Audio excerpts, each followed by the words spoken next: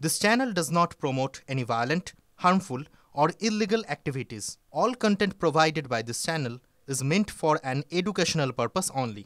নির্বাচনের দিন চূড়ান্ত। গত বছর জুলাই আগস্ট মাসের ছাত্র আন্দোলন, তারপর হাসিনার সরকারের পতন। আর এক বছর পর সেই দিনটিকেই নতুন সরকার গঠন করার দিনক্ষণ ঘোষণার জন্য বেছে নিলেন বাংলাদেশের অন্তর্বর্তী উপদেষ্টা মোহাম্মদ ইউনূস। মঙ্গলবার জুলাই গণ অভ্যুত্থানের বর্ষপূর্তিতে রাত 8:20 নাগাদ জাতির উদ্দেশ্যে ভাষণ দেন ইউনূস।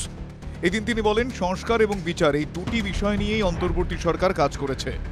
এবার আমাদের সর্বশেষ দায়িত্ব পালনের পালা, নির্বাচন অনুষ্ঠান, যার মধ্যে দিয়ে দেশ সবচেয়ে গুরুত্বপূর্ণ অধ্যায়ে প্রবেশ করবে। আমরা এবার একটি নির্বাচিত সরকারের হাতেই দেশের সমস্ত দায়িত্ব সঁপে দিতে চাই। এরপরেই পদ্মাপাড়ের দেশের জাতীয় নির্বাচনের দিনক্ষণ ঘোষণা করেন তিনি।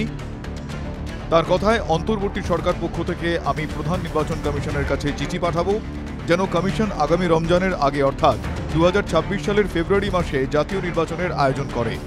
ফেব্রুয়ারিতে যে ভোট হতে পারে সেই ইঙ্গিতটা আগেই দিয়েছিলেন ইউনূসের প্রেস সচিব। এবার তা শোনা গেল প্রধান উপদেষ্টার মুখে, তাও আবার কোন দিন? 5ই আগস্ট। বর্তমানে বাংলাদেশে এই দিনটির তাৎপর্য মাত্রাতিরিক্ত, কারণ জুলাই অভ্যুত্থানের পর এই দিনেই হাসিনার 16 বছরের শাসনের অবসান ঘটায় উত্তেজিত ছাত্র জনতা।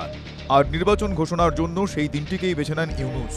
বার্তা দেন নতুন বাংলাদেশ গড়ার, পাশাপাশি পাঠ করেন 28টি সংস্কারক বিষয় নিয়ে তৈরি জুলাই ঘোষণাপত্র। TV9 Bangla digital.